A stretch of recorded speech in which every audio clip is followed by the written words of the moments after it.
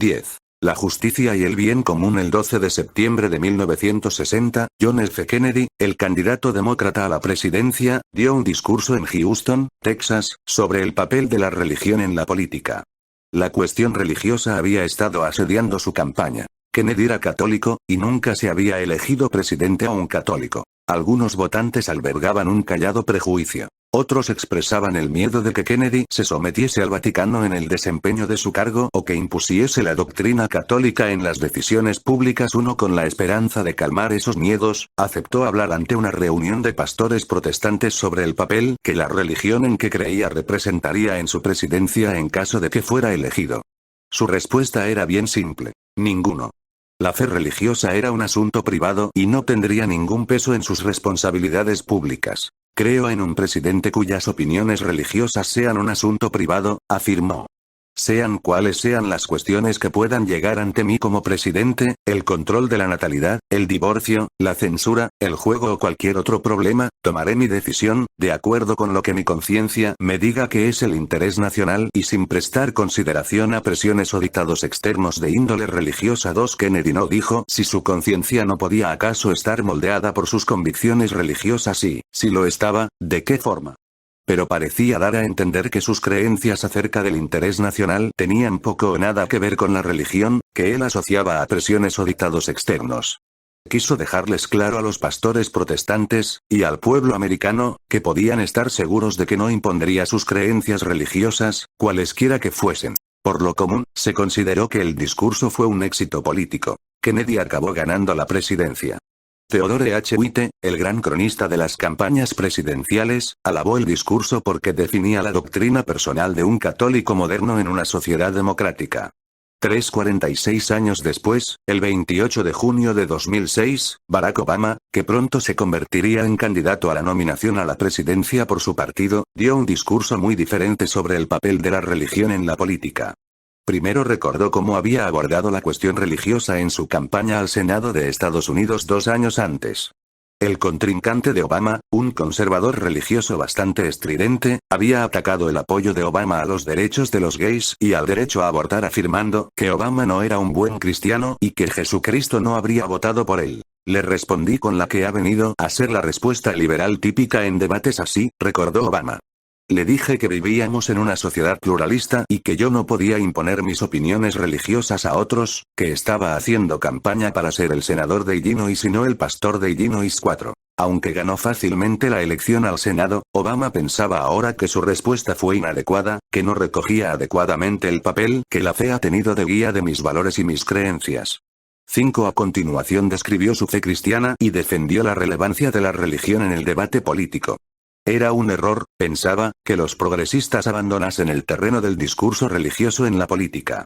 La incomodidad que sienten algunos progresistas ante el menor atisbo de religión nos ha impedido a menudo abordar con eficiencia los problemas en términos morales. Si los progresistas, al expresarse políticamente, prescinden de todo contenido religioso, renunciarán a las imágenes y la terminología por medio de las cuales millones de americanos entienden tanto su moral personal como la justicia social.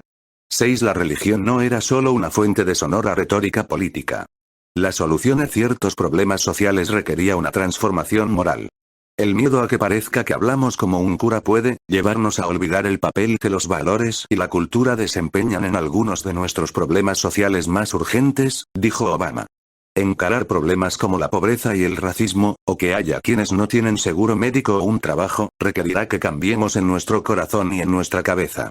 7. Fue un error, pues, haberse empeñado en que a las convicciones morales y religiosas no les toca ningún papel en la política y el derecho. Los laicistas se equivocan cuando les piden a los creyentes que dejen su religión en la puerta antes de entrar en la plaza pública.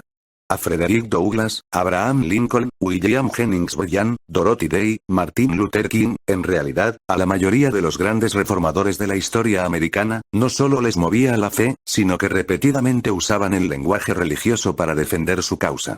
Así pues, decir que hombres y mujeres no deberían insertar su moral personal en los debates sobre asuntos públicos es absurdo en la práctica.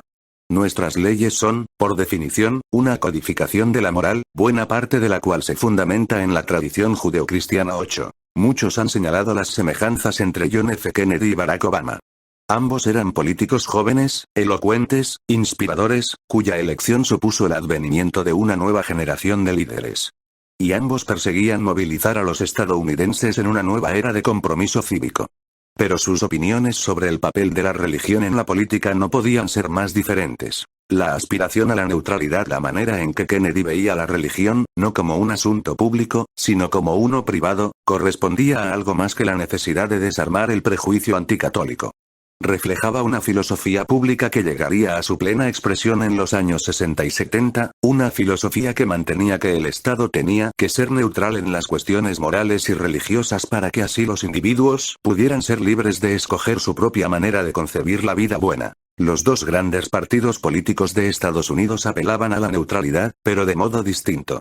Los republicanos, en términos generales, lo hacían en la política económica, mientras que los demócratas la aplicaban a las cuestiones sociales y culturales. Los republicanos arguían en contra de la intervención del Estado en los mercados libres, basándose en que los individuos deben ser libres de elegir económicamente lo que quieran y de gastar su dinero como les apetezca. Que el gobierno gaste el dinero de los contribuyentes o regule la actividad económica para fines públicos equivalía a imponer, con el sello del Estado, una idea del bien común que no todos aceptaban.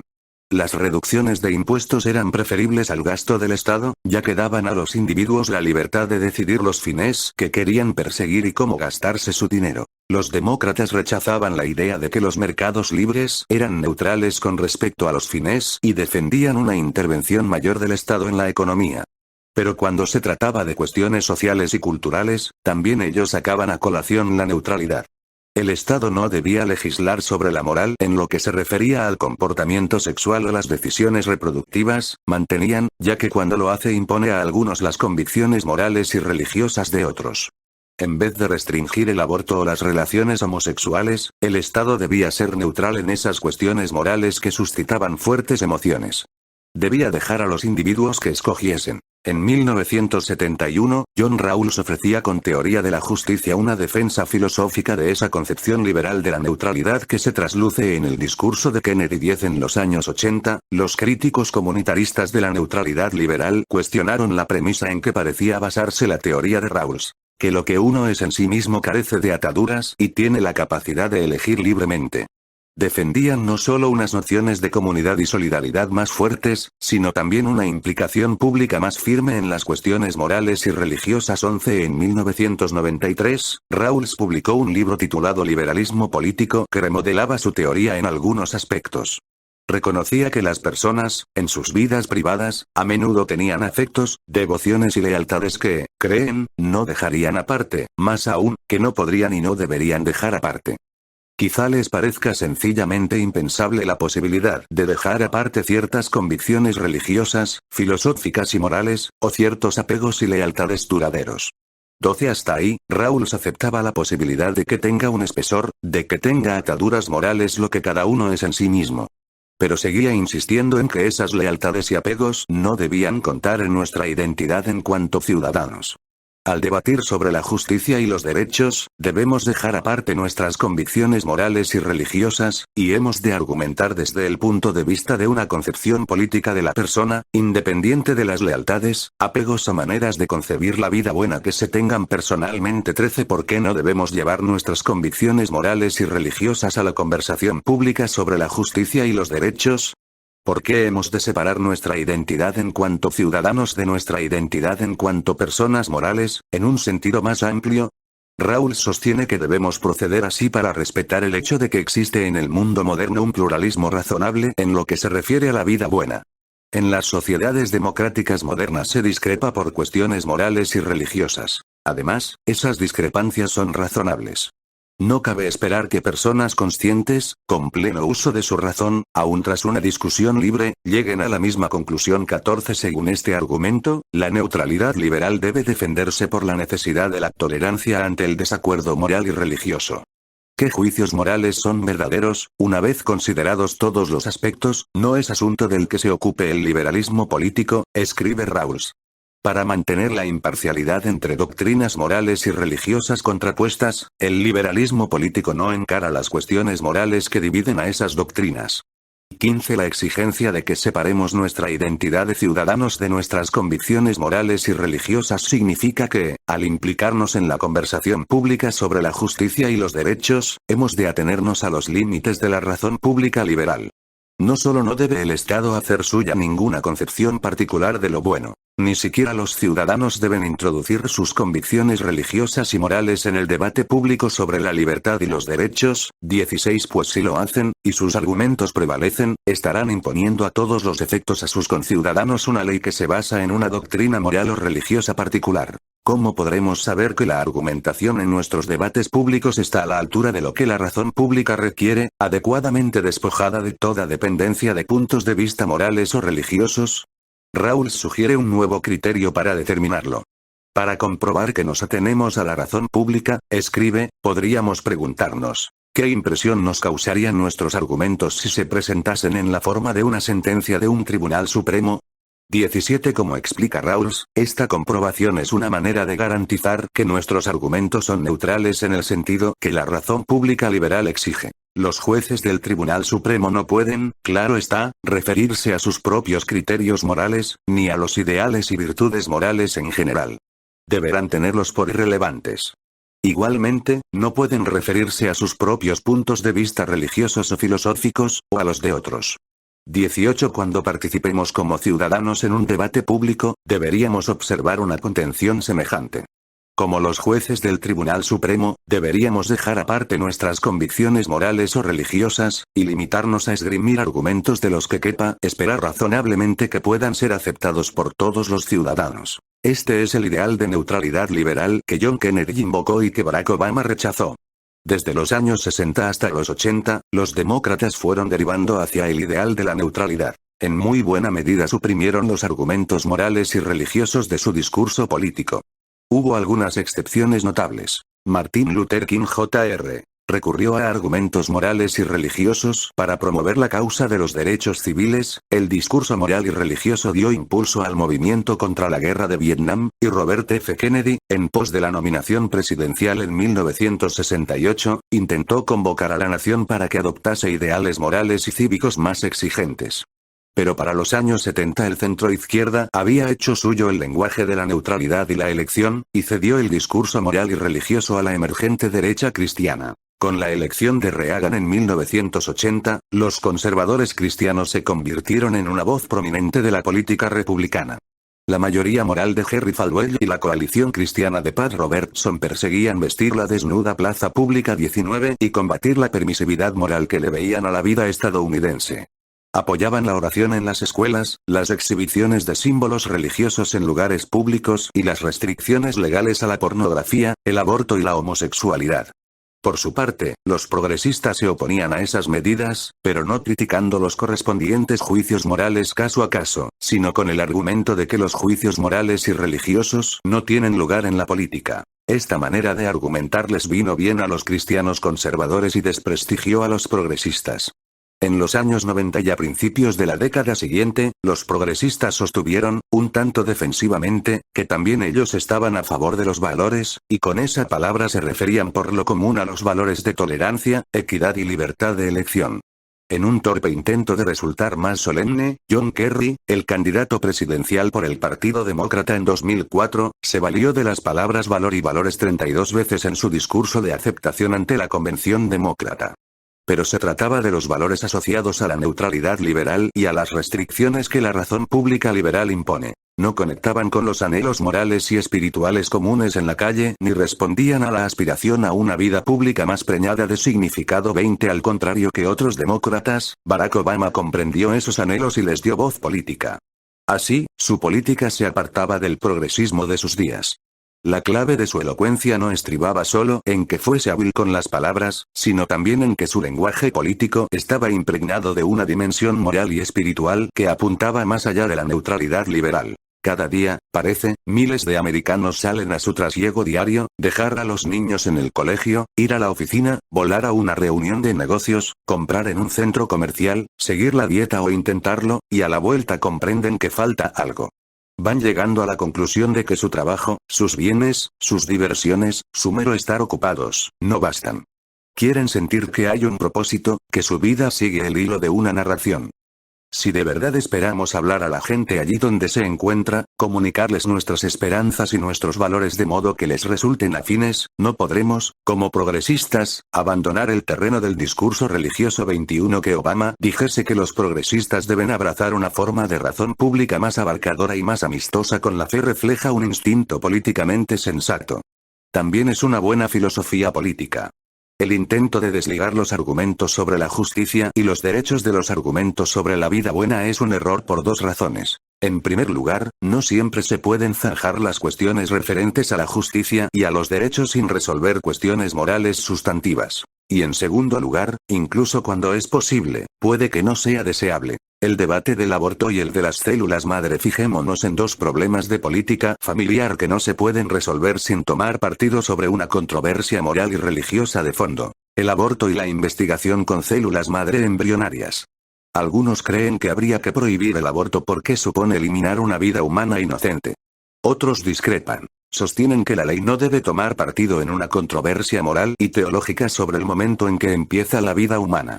Como la condición del feto en desarrollo desde un punto de vista moral es un problema moral y religioso que despierta fuertes emociones, sostienen, el Estado debe ser neutral al respecto y dejar a las mujeres que decidan si van a abortar. La segunda posición se corresponde con el bien conocido argumento liberal acerca del derecho a abortar.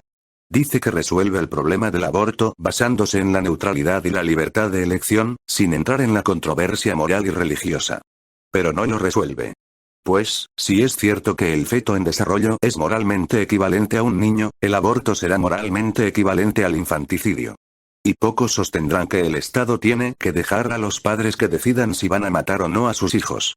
Así, la postura a favor de la libertad de elección en el debate del aborto no es en realidad neutral en lo tocante a la cuestión moral y teológica de fondo. Implícitamente, descansa en la premisa de que la enseñanza de la Iglesia Católica sobre la condición del feto desde el punto de vista moral, que es una persona desde el primer momento de la concepción, es falsa. Reconocer esa premisa no equivale a defender la prohibición del aborto. Es, sencillamente, reconocer que la neutralidad y la libertad de elección no son razones suficientes para aceptar el derecho a abortar. Quienes defienden el derecho de las mujeres a decidir el fin de su embarazo deben enzarzarse con el argumento de que el feto en desarrollo es equivalente a una persona e intentar refutarlo. No basta con decir que la ley debe ser neutral en lo que se refiere a las cuestiones morales y religiosas. El argumento a favor de permitir el aborto no es más neutral que el argumento a favor de prohibirlo. Ambas posiciones presuponen una respuesta u otra a la controversia moral y religiosa de fondo. Lo mismo vale para el debate sobre la investigación con células madre. Quienes quieren prohibir la investigación con células madre embrionarias sostienen que, sean cuales sean las expectativas clínicas, una investigación que ha de destruir embriones humanos no es moralmente permisible. Muchos de los que mantienen esta postura creen que la persona empieza en la concepción, de modo que destruir un embrión, por poco desarrollado que esté, es moralmente equiparable a matar a un niño. La réplica de los partidarios de la investigación con células madre embrionarias consiste en señalar los beneficios médicos que esa investigación podría reportar, entre los que se contarían posibles tratamientos y curas de la diabetes, la enfermedad de Parkinson y las lesiones de la médula espinal. Y argumentan que la ciencia no debería verse estorbada por interferencias religiosas o ideológicas. A quienes plantean objeciones religiosas no se les debería permitir que impusiesen sus puntos de vista por medio de leyes que prohíban investigaciones científicas prometedoras. Sin embargo, como ocurre con el debate del aborto, no se puede defender que se permita la investigación con células madre embrionarias sin tomar partido en la controversia moral y religiosa acerca de cuándo empieza la persona. Si el embrión, por poco desarrollado que esté, es equivalente moralmente a una persona, los que se oponen a la investigación con células madre embrionarias tienen donde sustentar su postura. Ni siquiera una investigación médica muy prometedora puede justificar que se desmiembre a una persona. Pocos dirán que tendría que ser legal extraer órganos de niños de 5 años para que se prosiga con investigaciones que podrían salvar vidas. Por lo tanto, el argumento a favor de que se permita la investigación con células madre embrionarias no es neutral en lo tocante a la controversia moral y religiosa acerca de cuándo empieza la persona. presupone una respuesta a esa controversia, a saber, que el embrión aún no implantado que se destruye en el curso de la investigación con células madre embrionarias no es todavía un ser humano. 22. En lo que se refiere al aborto y a la investigación con células madre embrionarias, no es posible resolver la cuestión legal sin abordar la cuestión moral y religiosa de fondo. En ambos casos, la neutralidad es imposible porque el problema estriba en si el acto en cuestión supone quitarle la vida a un ser humano. Claro está, la mayoría de las controversias morales y políticas no tienen que ver con cuestiones de vida y muerte.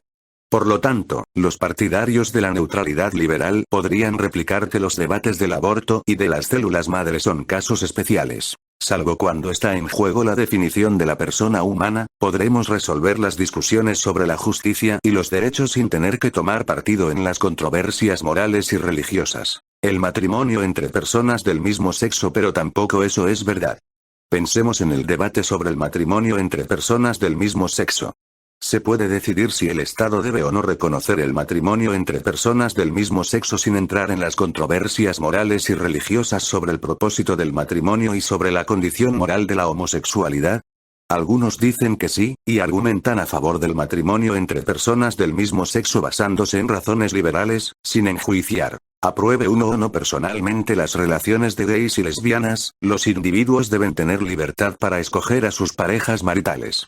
Que solo puedan casarse las parejas heterosexuales y se les impida hacerlo a las homosexuales discrimina indebidamente a gays y lesbianas y les niega la igualdad ante la ley. Si este argumento ofreciese fundamento suficiente para acordar que el Estado reconozca el matrimonio entre personas del mismo sexo, la cuestión se podría resolver dentro de los límites de la razón pública liberal, sin tener que recurrir a ideas controvertidas acerca del propósito del matrimonio y de los bienes que honra. Pero el matrimonio entre individuos del mismo sexo no puede defenderse por razones que no enjuicien. Su defensa depende de cierta concepción del telos del matrimonio, de su propósito o razón de ser. Y, como nos recuerda Aristóteles, discutir sobre el propósito de una institución social equivale a discutir sobre las virtudes que honra y recompensa. El debate sobre el matrimonio entre personas del mismo sexo es, fundamentalmente, un debate sobre si las uniones entre gays o entre lesbianas son dignas del honor y el reconocimiento que en nuestra sociedad confiere el matrimonio sancionado por el Estado. La cuestión moral de fondo es ineludible, pues, para ver por qué, debe tenerse presente que un Estado puede adoptar tres políticas distintas en lo que se refiere al matrimonio, no solo dos. Puede adoptar la política tradicional y reconocer solo los matrimonios entre un hombre y una mujer. O puede hacer lo que han hecho varios estados y reconocer el matrimonio entre personas del mismo sexo tal y como reconoce el matrimonio entre un hombre y una mujer. O puede renunciar a reconocer el matrimonio, del tipo que sea, y dejar ese papel a asociaciones privadas. Estas tres políticas se pueden resumir como sigue. 1. Reconocer solo los matrimonios entre un hombre y una mujer. 2. Reconocer los matrimonios entre personas del mismo y de distinto sexo. 3. No reconocer el matrimonio de ningún tipo, y dejar esa función a asociaciones privadas. Aparte de las leyes del matrimonio, los estados pueden adoptar leyes para las uniones civiles, por las que concedan protección legal, el derecho a heredar, derechos de visita en hospitales y la custodia infantil a parejas que no se hayan casado pero que vivan juntas y adopten un arreglo legal. Diversos estados han puesto en Estados Unidos esos arreglos a disposición de las parejas de gays y lesbianas. En 2003, Massachusetts, conforme a una sentencia de su Tribunal Supremo, se convirtió en el primer estado de Estados Unidos que concedía reconocimiento legal al matrimonio entre personas del mismo sexo, política 2.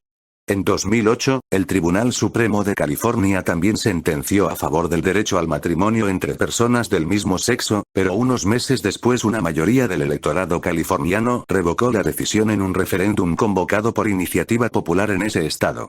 En 2009, Vermont se convirtió en el primer estado de Estados Unidos que legalizaba el matrimonio gay por medio de la legislación en vez de mediante una decisión judicial. 23. La política 3 es puramente hipotética, al menos en Estados Unidos. Ninguno de sus estados ha dejado por ahora de reconocer que oficiar matrimonio sea una de sus funciones. Pero merece, no obstante, que se la examine, ya que arroja luz sobre los argumentos a favor y en contra del matrimonio entre personas del mismo sexo. La política 3 es la solución libertaria ideal al debate del matrimonio. No pide la abolición del matrimonio, pero sí del matrimonio en cuanto institución sancionada por el Estado. La mejor forma de definirla sería diciendo que desoficializa el matrimonio 24, así como desoficializar la religión significa prescindir de una iglesia oficial del Estado, mientras se deja que haya iglesias independientes del Estado. Desoficializar el matrimonio significaría prescindir del matrimonio como función oficial del Estado. El periodista Michael Kingsley defiende esta política como forma de salir de lo que a él le parece un conflicto sobre el matrimonio del que no cabe esperar que se zanje. Los que abogan por el matrimonio gay alegan que restringir el matrimonio a los heterosexuales es una forma de discriminación. Los que se oponen aseveran que si el Estado avala el matrimonio gay, de tolerar la homosexualidad pasará a apoyarla y a darle un marchamo de aprobación por el Estado. La solución, escribe Kingsley, consiste en acabar con la institución del matrimonio sancionado por el Estado y privatizar el matrimonio. 25. Que la gente se case como le apetezca, sin que el Estado haya de sancionarlo o de interferir. Que las iglesias y otras instituciones religiosas sigan celebrando ceremonias matrimoniales. Que los grandes almacenes y los casinos lo hagan también si quieren. Que las parejas celebren su unión como les parezca y se consideren casadas cuando quieran. Y sí, que 3 quieren casarse, o 1 quiere casarse consigo mismo, y hay alguien que quiere oficiar una ceremonia y declarar que se han casado, pues déjeseles. 26. Si el matrimonio fuese un asunto enteramente privado, razona Kingsley, todas las disputas sobre el matrimonio gay serían irrelevantes. El matrimonio gay no tendría la sanción oficial del Estado, pero tampoco la tendría el matrimonio de heterosexuales. Kingsley sugiere que las leyes de uniones civiles podrían encargarse de los problemas económicos, de seguros, de herencias y de mantenimiento de los hijos que se producen cuando las personas cohabitan y crían niños juntas. Propone, pues, que se sustituyan todos los matrimonios sancionados por el Estado, de gays o de heterosexuales, por uniones civiles. 27. Desde el punto de vista de la neutralidad liberal, la propuesta de Kingsley tiene una clara ventaja sobre las otras 2 posibilidades, las políticas 1 y 2, más comunes. No requiere que los jueces o los ciudadanos se enreden en la polémica religiosa y moral acerca del propósito del matrimonio y de la moralidad de la homosexualidad. Como el Estado ya no conferiría a ningún tipo de unidad familiar el título honorífico de matrimonio, los ciudadanos se librarían de participar en los debates sobre el telos del matrimonio y sobre si gays y lesbianas pueden llevarlo a su cumplimiento. No son muchos quienes, a un lado o al otro del debate sobre los matrimonios entre personas del mismo sexo, han abrazado la idea de la desoficialización. Pero arroja luz sobre lo que se juega en tal debate. Nos ayuda a comprender que tanto quienes abogan por los matrimonios entre personas del mismo sexo como quienes se oponen a ellos tienen que vérselas con la controversia sustantiva, moral y religiosa, acerca del propósito del matrimonio y de los bienes que lo definen. Ninguna de las 2 posturas más comunes se puede defender dentro de los límites de la razón pública liberal. Claro está, quienes rechazan el matrimonio entre personas del mismo sexo porque avala el pecado y deshonra el verdadero significado del matrimonio, no es que sean precisamente reacios a reconocer que están defendiendo una postura moral o religiosa. Pero quienes defienden el derecho de 2 personas del mismo sexo a casarse entre sí a menudo se basan en razones neutrales y evitan juzgar el significado moral del matrimonio. El intento de encontrar una defensa del matrimonio entre personas del mismo sexo que no lo juzgue recurre sobre todo a las ideas de no discriminación y de libertad de elección. Pero esas ideas no pueden justificar por sí mismas el matrimonio entre personas del mismo sexo. Para ver por qué, fijémonos en la reflexiva y matizada sentencia escrita por Margaret Marshall, presidenta del Tribunal Supremo de Massachusetts, en el caso Goodridge contra el Departamento de Salud Pública, de 2003, el caso del matrimonio entre personas del mismo sexo. 28. Marshall empieza por reconocer el profundo desacuerdo moral y religioso que el asunto provoca, e indica que el tribunal no puede tomar partido en el debate. Muchos poseen convicciones religiosas, morales y éticas muy arraigadas por las cuales consideran que el matrimonio debería limitarse a la unión de un hombre y una mujer, y que la conducta homosexual es inmoral. Muchos poseen convicciones religiosas, morales y éticas igualmente arraigadas por las cuales consideran que las parejas de personas del mismo sexo tienen derecho a casarse y que a los homosexuales no se les debe tratar de modo diferente que a sus vecinos heterosexuales. Ninguna de estas formas de ver las cosas responde la cuestión a que nos enfrentamos. Nuestra obligación es definir la libertad de todos, no imponer nuestro código moral. 29. Como si no quisiera entrar en la controversia moral y religiosa sobre la homosexualidad, Marshall describe a la manera liberal el problema moral presentado ante el tribunal, como una cuestión de autonomía y libertad de elección. Excluir del matrimonio a las parejas de personas del mismo sexo es incompatible con el respeto a la autonomía individual y la igualdad ante la ley. Escribe 30. La libertad de escoger con quién y cuándo casarse no valdría nada si el Estado pudiese impedirle a una persona escoger con libertad la persona con quien compartirá un compromiso exclusivo. 31. El problema, mantiene Marshall, no es el valor moral de la elección, sino el derecho del individuo a elegir, es decir, el derecho de los demandantes a casarse con quien ellos han elegido. 32. Pero la autonomía y la libertad de elección no bastan para justificar el derecho a casarse con alguien del mismo sexo. Si el Estado fuese neutral de verdad en lo que se refiere al valor moral de toda relación íntima voluntaria, no habría razón alguna para que limitase el matrimonio a dos personas. Las uniones polígamas con libre consentimiento de los contrayentes valdrían también. Más aún, si el Estado de verdad quisiera ser neutral y respetar cualquier elección que los individuos hiciesen, tendría que adoptar la propuesta de Michael Kingsley y dejar de conferir reconocimiento a los matrimonios, sean como sean. El verdadero meollo del debate del matrimonio gay no es la libertad de elección, sino la cuestión de si las uniones entre personas del mismo sexo merecen que la comunidad las honre y reconozca. Es decir, si cumplen el propósito de la institución social del matrimonio. Tal y como diría Aristóteles, de lo que se trata es de la justa distribución de cargos y honores. De lo que se trata es del reconocimiento social. Pese a que pusiera en primer plano la libertad de elección, el Tribunal de Massachusetts dejó claro que no pretendía abrir la puerta al matrimonio polígamo. No ponía en duda que el Estado puede conferir reconocimiento social a ciertas uniones íntimas y a otras no. Tampoco pedía la abolición, o la desoficialización, del matrimonio. Muy al contrario, la opinión de la jueza Marshall elogia el matrimonio por ser una de las instituciones sociales de nuestra comunidad más queridas y satisfactorias. 33. Sostiene que eliminar la validación estatal del matrimonio desmantelaría un principio organizador de nuestra sociedad que es vital. 34. En vez de abolir la validación del matrimonio por el Estado, Marshall defiende que se extienda su definición tradicional para que incluya a contrayentes del mismo sexo. De ese modo, abandona la neutralidad liberal, afirma que las uniones de personas del mismo sexo tienen valor moral y ofrece una visión del propósito del matrimonio, propiamente concebido. Más que un arreglo privado entre dos adultos que dan su consentimiento, observa, el matrimonio es una forma de reconocimiento y aprobación públicos. En verdad, hay tres contrayentes en todo matrimonio civil. Los cónyuges que actúan conforme a su voluntad y el Estado que lo aprueba. 35. De este modo, el matrimonio adquiere un aspecto honorífico. El matrimonio civil es, a la vez, un compromiso hondamente personal con otro ser humano y una celebración muy pública de los ideales de reciprocidad, compañerismo, intimidad, fidelidad y familia. 36. Si el matrimonio es una institución honorífica, ¿qué virtud deshonra? Preguntar esto es preguntar por el propósito, o telos, del matrimonio en cuanto institución social. Muchos de los que se oponen al matrimonio entre personas del mismo sexo alegan que el propósito primario del matrimonio es la procreación. Según este argumento, como las parejas de personas del mismo sexo no pueden procrear por sí mismas, no tienen derecho a casarse. Les falta, por así decirlo, la virtud pertinente. Esta línea teleológica de razonamiento está en la raíz misma del argumento en contra de los matrimonios entre personas del mismo sexo. Marshall lo aborda directamente. No pretende ser neutral en lo que se refiere al propósito del matrimonio. Ofrece una interpretación opuesta. La esencia del matrimonio, mantiene, no es la procreación, sino el compromiso, exclusivo, amoroso, entre los dos contrayentes, sean heterosexuales o gays. Ahora bien, ¿cómo, cabría preguntarse, es posible dirimir la pugna entre distintas descripciones del propósito, o esencia, del matrimonio?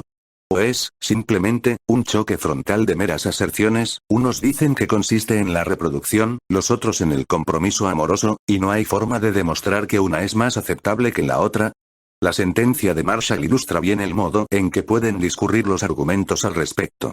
En primer lugar, pone en entredicho que la procreación sea el propósito primario.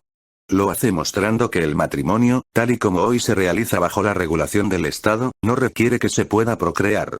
A las parejas heterosexuales que piden una licencia matrimonial no se les pregunta si pueden concebir hijos, o si piensan concebirlos, por medio del coito. La fertilidad no es una condición del matrimonio ni motivo de divorcio. Se puede estar casado sin haber consumado el matrimonio y seguir estándolo aún sin tener la intención de hacerlo. Puede casarse hasta alguien que no puede moverse de su lecho de muerte. Aunque muchas, quizá la mayoría, de las parejas casadas tienen hijos, con ayuda clínica o no, concluye Marshall, el sine qua non del matrimonio no es el engendrar hijos, sino el compromiso exclusivo y permanente de cada contrayente con el otro. 37 Parte del argumento de Marshall, pues, consiste en una interpretación del propósito o esencia del matrimonio tal y como hoy existe. Ante las interpretaciones contrapuestas de esta práctica social, el matrimonio para la procreación frente al matrimonio como compromiso exclusivo y permanente, ¿de qué forma podremos determinar cuál es más aceptable? Un modo de hacerlo es preguntarse a la luz de cuál de ellas tienen más sentido las actuales leyes del matrimonio como un todo. Otra es preguntarse cuál celebra virtudes dignas de que se las honre. El propósito que se entienda que tiene el matrimonio dependerá en parte de las cualidades que creamos que el matrimonio debería celebrar y hacer suyas. Por eso es ineludible la controversia moral y religiosa de fondo. ¿Cuál es la condición moral de las relaciones de gays y lesbianas? Marshall no es neutral en esa cuestión. Sostiene que las relaciones entre personas del mismo sexo son tan dignas de respeto como las heterosexuales. Restringir el matrimonio a los heterosexuales confiere un sello oficial de aprobación al destructivo tópico que dice que las relaciones entre personas del mismo sexo son inestables en sí mismas e inferiores a las relaciones entre sexos opuestos, y no son dignas de respeto. 38 Así que, cuando observamos de cerca el argumento a favor del matrimonio entre personas del mismo sexo, vemos que no descansa en las ideas de no discriminación y libertad de elección. Para decidir quiénes deben poder optar al matrimonio, hemos de pensar en el propósito del matrimonio y las virtudes que honra. Y esto nos lleva a un terreno moral disputado, donde no podemos permanecer neutrales entre concepciones contrapuestas de la vida buena, la justicia y la vida buena. En el curso de este viaje hemos explorado tres maneras de enfocar la justicia. Una dice que la justicia consiste en maximizar la utilidad o el bienestar, la mayor felicidad para el mayor número.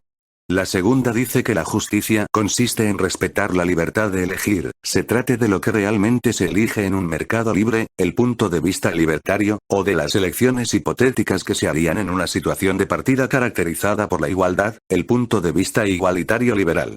La tercera dice que la justicia supone cultivar la virtud y razonar acerca del bien común. Como ya habrá imaginado llegados a este punto, me inclino por una versión del tercer enfoque. Déjeme que intente explicar por qué. El enfoque utilitarista tiene dos defectos. En primer lugar, hace de la justicia y de los derechos cosa de cálculos, no de principios. En segundo, al intentar traducir todos los bienes humanos a una medida simple y uniforme de valor los allana sin tener en cuenta las diferencias cualitativas que hay entre ellos. Las teorías basadas en la libertad resuelven el primer problema pero no el segundo. Se toman los derechos en serio e insisten en que la justicia es más que un mero cálculo. Aunque discrepan entre sí sobre qué derechos deben pesar más que las consideraciones utilitaristas, coinciden en que ciertos derechos son fundamentales y deben ser respetados. Pero más allá de singularizar ciertos derechos como dignos de respeto, aceptan las preferencias, tal y como son, de las personas. No nos exigen que cuestionemos las preferencias y deseos con los que participamos en la vida pública o que les plantemos cara. Según estas teorías, la dignidad moral de los fines que perseguimos, el significado y la importancia de nuestras vidas, y la calidad y carácter de la vida en común que todos compartimos caen más allá de lo que a la justicia le corresponde. Me parece un error. No se llega a una sociedad justa solo con maximizar la utilidad o garantizar la libertad de elección. Para llegar a una sociedad justa hemos de razonar juntos sobre el significado de la vida buena y crear una cultura pública que acoja las discrepancias que inevitablemente surgirán. Tienta a buscar un principio o procedimiento que pueda justificar, de una vez por todas, cualquier distribución de la renta, o del poder, o de las oportunidades, que resulte de su aplicación. Con un principio de esa índole, si pudiésemos encontrarlo, nos evitaríamos el tumulto y las disputas que el intercambio de argumentos sobre la vida buena inevitablemente crea. Pero tales discusiones no se pueden evitar. La justicia, no hay más remedio, enjuicia. En nuestras discusiones, traten de los rescates financieros o los corazones púrpura, los vientres de alquiler o el matrimonio entre personas del mismo sexo, la acción afirmativa o el servicio militar, los ingresos de los consejeros delegados o el derecho a usar un cochecito de golf, las cuestiones relativas a la justicia se ligan a ideas contrapuestas sobre el honor y la virtud, el orgullo y el reconocimiento. La justicia no solo trata de la manera de vida de distribuir las cosas. Trata también de la manera de vida de valorarlas. Una política del bien común y una sociedad justa implica que se razone sobre la vida buena, quedará por preguntarse qué tipo de discurso político nos orientaría hacia esa dirección. No tengo una respuesta completamente elaborada, pero puedo ofrecer unas cuantas sugerencias. En primer lugar, una constatación. En su mayor parte, la discusión política gira hoy alrededor del bienestar y de la libertad, de aumentar la producción económica y de respetar los derechos de las personas. A muchos, hablar de virtud en política les recuerda a los conservadores religiosos, que le dicen a la gente cómo debe vivir. Pero ese no es el único modo en que una concepción de la virtud y el bien común pueden informar la política. El problema estriba en imaginar una política que se tome las cuestiones morales y espirituales en serio, pero las aplique a las dificultades económicas y cívicas en general, no solo al sexo y el aborto. En mi vida, la voz más prometedora en esa dirección fue la de Robert F. Kennedy cuando perseguía la nominación presidencial por los demócratas en 1968. Para él, la justicia suponía más que el volumen y la distribución del Producto Nacional. Tocaba también propósitos morales superiores. En un discurso que dio en la Universidad de Kansas el 18 de marzo de 1968 habló de la guerra de Vietnam, de los motines en las ciudades de Estados Unidos, de la desigualdad racial y de la pobreza abrumadora que había visto en Mississippi y los Apalaches. A continuación, pasó de esas explícitas cuestiones de justicia a argumentar que los estadounidenses habían acabado valorando lo que no debían. Aunque actuemos para borrar la pobreza material, dijo, hay otra gran tarea. Enfrentarnos a la pobreza de satisfacción, que nos aflige a todos los estadounidenses se habían dado a la mera acumulación de cosas. 39 Nuestro Producto Nacional Bruto es ahora de más de 800.000 millones de dólares al año. Pero el Producto Nacional Bruto cuenta la contaminación del aire, la publicidad de cigarrillos y las ambulancias que limpian la carnicería de las carreteras. Cuenta las cerraduras de seguridad de nuestras puertas y las cárceles para quienes las descerrajan. Cuenta la destrucción de las secuoyas y la pérdida de las maravillas de nuestra naturaleza por la caótica dispersión urbana. Cuenta el napalm y las cabezas nucleares, y los vehículos blindados de la policía que combate los motines de nuestras ciudades. Cuenta, los programas de televisión que glorifican la violencia para vender juguetes a nuestros hijos. Sin embargo, el Producto Nacional Bruto no tiene sitio para la salud de nuestros hijos, la calidad de su educación o la alegría de sus juegos. No incluye la belleza de nuestra poesía o la solidez de nuestros matrimonios, la inteligencia de nuestros debates públicos o la integridad de nuestros cargos públicos. No mide ni nuestro ingenio ni nuestro valor, ni nuestra sabiduría ni nuestra cultura, ni nuestra compasión ni la devoción que sentimos por nuestro país. Lo mide todo, en pocas palabras, menos lo que hace que la vida merezca ser vivida. Y puede decirnos todo sobre América salvo por qué estamos orgullosos de ser americanos. 40 Al escuchar a Kennedy, o al leer este pasaje, quizá cabría decir que la crítica moral que dirigía contra la autosatisfacción y las preocupaciones materiales de su tiempo era independiente de lo que afirmaba sobre las injusticias de la pobreza, de la guerra de Vietnam y de la discriminación racial. Pero, para él, lo uno iba con lo otro. Para acabar con esas injusticias, Kennedy pensaba que era necesario poner en entredicho el complaciente modo de vida que veía a su alrededor. No dudaba en enjuiciar. Y, sin embargo, al invocar el orgullo de los americanos por su país, apelaba al mismo tiempo a un sentimiento comunitario. Le asesinaron menos de 3 meses después. Solo podemos hacer cábalas sobre esa política con resonancias morales que daba a entender que habría llevado a cabo si hubiese vivido. 40 años después, en la campaña presidencial de 2008, también Barack Obama explotó el hambre de los estadounidenses por una vida pública guiada por propósitos de mayor calado, y propuso una política de aspiraciones morales y espirituales. Está por ver si la necesidad de atajar una crisis financiera y una profunda recesión no le impedirá convertir el ímpetu moral y cívico de su campaña en una nueva política del bien común. ¿Cómo sería una nueva política del bien común? Veamos algunos de sus posibles puntos. 1. Ciudadanía, sacrificio y servicios. Y una sociedad justa requiere un intenso sentimiento comunitario, tendrá que encontrar una forma de cultivar en los ciudadanos una preocupación por el conjunto, una dedicación al bien común.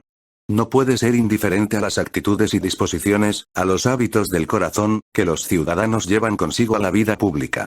Debe encontrar una forma de apartarse de las nociones puramente privatizadas de la vida buena y cultivar la virtud cívica. Tradicionalmente, la escuela pública ha sido un lugar para la educación cívica. En algunas generaciones otro fue el ejército. No me refiero principalmente a la enseñanza explícita de la virtud cívica, sino a la educación cívica práctica, a menudo inadvertida, que se produce cuando jóvenes de diferentes clases económicas, contextos religiosos y comunidades étnicas se juntan en instituciones comunes. Cuando tantos colegios públicos están en penosas condiciones y cuando solo una pequeña parte de los estadounidenses sirve en las Fuerzas Armadas, es un problema grave el de cómo va una sociedad democrática tan vasta y dispar como la nuestra a tener la esperanza de cultivar la solidaridad y el sentimiento de mutua responsabilidad que una sociedad justa requiere. Esta cuestión ha reaparecido hace poco en nuestro discurso político, al menos en cierta medida. Durante la campaña de 2008, Barack Obama afirmó que los acontecimientos del 11 de septiembre de 2001 excitaron en los americanos un sentimiento patriótico, un orgullo, una nueva disposición a servir a su país. Y criticó al presidente George W. Bush por no convocarlos a alguna forma de sacrificio compartido. En vez de que se nos llamara a prestar un servicio, dijo Obama, se nos pidió que nos fuésemos de compras. En vez de que se nos llamase a un sacrificio compartido, se nos dio por primerísima vez en nuestra historia una reducción de impuestos en tiempo de guerra para los americanos más ricos. 41 Obama propuso que se alentase el servicio nacional, ofreciendo a los estudiantes una ayuda para pagar la universidad a cambio de 100 horas de servicio público. Inviertes en América y América invierte en ti, les decía a los jóvenes mientras hacía campaña por el país. Esta sería una de sus propuestas más populares, y en abril de 2009 firmaba una ley que extendía a AmeriCorps, un servicio civil voluntario, y subvencionaba la carrera a los estudiantes que se ofreciesen como voluntarios en sus municipios. Pese a la resonancia de la llamada de Obama al servicio nacional, sin embargo, no se han abierto paso políticamente propuestas más ambiciosas de establecer un servicio nacional obligatorio. 2. Los límites morales de los mercados. Una de las tendencias más llamativas de nuestro tiempo es la expansión de los mercados y del razonamiento orientado por el mercado en esferas de la vida que tradicionalmente se gobernaban por normas que no tenían que ver con ellos. En capítulos anteriores hemos reflexionado sobre las cuestiones morales que surgen, por ejemplo, cuando los países encargan el servicio militar y el interrogatorio de los prisioneros a mercenarios o al personal de contratas privadas. O cuando los padres dejan el embarazo y el parto a trabajadoras del mundo en desarrollo a las que pagan por ello. O cuando se compran y venden riñones en un mercado abierto. Abundan los ejemplos. A los alumnos de un centro de enseñanza que tiene resultados inferiores a la media, ¿se les puede dar dinero si sacan una nota buena en un examen estandarizado? ¿Y primas a los maestros que mejoren los resultados de sus alumnos en esos exámenes? ¿Los estados de Estados Unidos deben recurrir a empresas para encarcelar a sus presos? Estados Unidos debe simplificar su política de inmigración aplicando la propuesta de un economista de la Universidad de Chicago de vender la ciudadanía estadounidense por $100.000. 42. Estas preguntas no plantean solo problemas relativos a la utilidad y el consentimiento. También se refieren al modo debido de valorar prácticas sociales clave. El servicio militar, tener hijos, enseñar y aprender, el castigo de los crímenes, la admisión de nuevos ciudadanos, etc. Como llevar una actividad social al mercado puede corromper o degradar las normas que la definen, tenemos que preguntarnos qué normas ajenas al mercado queremos proteger de la intromisión de este. Esta es una cuestión que requiere un debate público acerca de las maneras contrapuestas de concebir el modo debido de valorar los bienes. Los mercados son instrumentos útiles para organizar la actividad productiva. Pero a no ser que queramos que el mercado reescriba las normas que gobiernan las instituciones sociales, necesitaremos un debate público sobre los límites morales del mercado. 3. Desigualdad, solidaridad y virtudes cívicas. En Estados Unidos, la brecha entre ricos y pobres ha crecido en los últimos decenios y ha alcanzado niveles desconocidos desde los años 30. Sin embargo, la desigualdad no ha tenido mucho peso como problema político. Hasta la modesta propuesta de Barack Obama de devolver los tipos del impuesto de la renta donde estaban en los años 90 hizo que sus contrincantes republicanos de 2008 le llamasen socialista que quiere repartir la riqueza. La poca atención que la política contemporánea le presta a la desigualdad no refleja un desinterés al respecto entre los filósofos políticos. La justa distribución de la renta y del patrimonio es uno de los aspectos principales del debate en la filosofía política desde los años 70 hasta hoy. Pero la tendencia de los filósofos a abordar la cuestión desde el punto de vista de la utilidad o del consentimiento les lleva a pasar por alto el argumento contra la desigualdad al que más probable es que se haga caso políticamente, un argumento que se encuentra en el núcleo mismo del proyecto de una renovación moral y cívica. Algunos filósofos cobrarían impuestos a los ricos para ayudar a los pobres en aras de la mayor utilidad. Tomar $100 de un rico y dárselos a un pobre apenas disminuirá la felicidad del rico, conjeturan, pero aumentará mucho la felicidad del pobre. John Rawls también defiende la redistribución, pero basándose en un consentimiento hipotético. Argumenta que, a la hora de crear un hipotético contrato social en una imaginada situación originaria de igualdad, todos acordarían un principio que respaldase alguna forma de redistribución. Pero hay una tercera razón, y más importante, para preocuparse por la creciente desigualdad de la vida en Estados Unidos. Una brecha excesiva entre ricos y pobres socava la solidaridad que la ciudadanía democrática requiere. Por lo siguiente, a medida que aumenta la desigualdad, ricos y pobres viven vidas cada vez más separadas. Quienes tienen dinero mandan a sus hijos a colegios privados, o a los colegios públicos de las urbanizaciones de gente pudiente, y dejan las escuelas públicas de los barrios a los niños de las familias a las que no les queda otro remedio que llevarlos a ellas. Una tendencia similar conduce a la secesión de los privilegiados de los demás centros e instituciones públicas. 43 Los clubes privados sustituyen a los polideportivos y las piscinas municipales. Las zonas residenciales de alto nivel económico contratan guardas de seguridad y dependen menos de la protección de la policía. Un segundo o tercer coche elimina la necesidad del transporte público. Y así sucesivamente. Los que tienen dinero se apartan de los lugares y servicios públicos, que quedan solo para los que no pueden pagar otra cosa. Esto tiene dos efectos nocivos, uno fiscal y otro cívico. En primer lugar, los servicios públicos se deterioran, ya que quienes ya no los usan están menos dispuestos a costearlos con sus impuestos. En segundo lugar, las instalaciones públicas, escuelas, parques, áreas de juegos infantiles, centros cívicos, dejan de ser lugares donde se encuentran ciudadanos que siguen caminos diferentes en la vida. Los centros públicos que antes reunían a la gente y hacían las veces de escuela informal de virtudes cívicas, ahora abundan menos y están más lejos los unos de los otros. El vaciado de la esfera pública dificulta que se cultiven la solidaridad y el sentimiento comunitario de los que depende la ciudadanía democrática. Así pues, aparte de sus efectos en la utilidad o en el consenso público, la desigualdad puede corroer las virtudes cívicas. Los conservadores enamorados de los mercados y los liberales igualitarios partidarios de la redistribución pasan por alto esa pérdida. Si la erosión de la esfera pública es el problema, ¿cuál es la solución? Una política del bien común tomaría como una de sus primeras metas la reconstrucción de la infraestructura de la vida cívica. En vez de centrarse en la redistribución con la intención de ampliar el acceso al consumo privado, grabaría a las personas de posibles para reconstruir los servicios e instituciones públicos, a fin de que, así, ricos y pobres disfruten de ellas por igual. Una generación anterior hizo inversiones masivas en el programa federal de carreteras que, si bien dio a los estadounidenses una movilidad y libertad individuales sin precedentes, contribuyó también a que se dependiese del automóvil privado, a la dispersión de las urbanizaciones alrededor de las ciudades, a la degradación medioambiental y a unas pautas de vida que corroen la comunidad.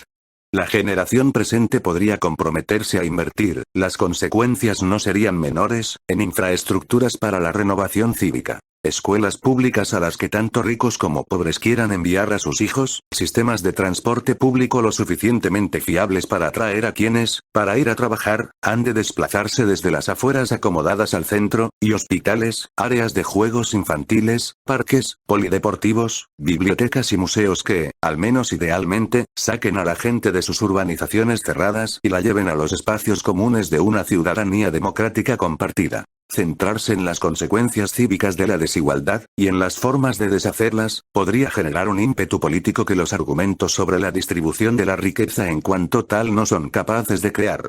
Serviría además para resaltar el nexo entre la justicia distributiva y el bien común. 4. Una política del compromiso moral. Algunos piensan que la implicación pública en los problemas de la vida buena es una transgresión cívica, un viaje más allá de los límites de la razón pública liberal. La política y el derecho no deberían enredarse en disputas morales y religiosas, solemos pensar, pues si lo hiciesen se abriría el camino hacia la coerción y la intolerancia. Es una preocupación legítima. Los ciudadanos de las sociedades pluralistas discrepan sobre la moralidad y la religión.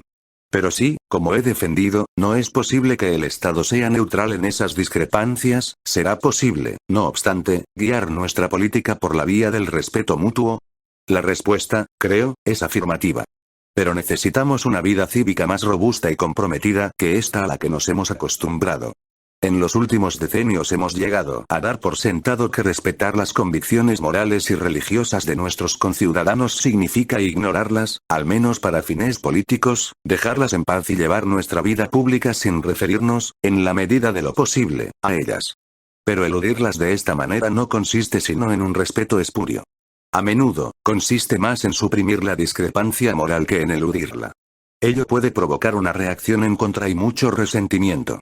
Puede también conducir a un discurso público empobrecido, que se precipita de las noticias del día a las del siguiente atento a lo escandaloso, lo sensacionalista y lo trivial. Una más decidida implicación pública en nuestras discrepancias morales proporcionaría un fundamento más sólido, no más débil, al respeto mutuo. En vez de hacer caso omiso de las convicciones morales y religiosas que nuestros conciudadanos llevan consigo a la vida pública, deberíamos tratarlas más directamente, a veces poniéndolas en entredicho y plantándoles cara, a veces escuchándolas y aprendiendo de ellas.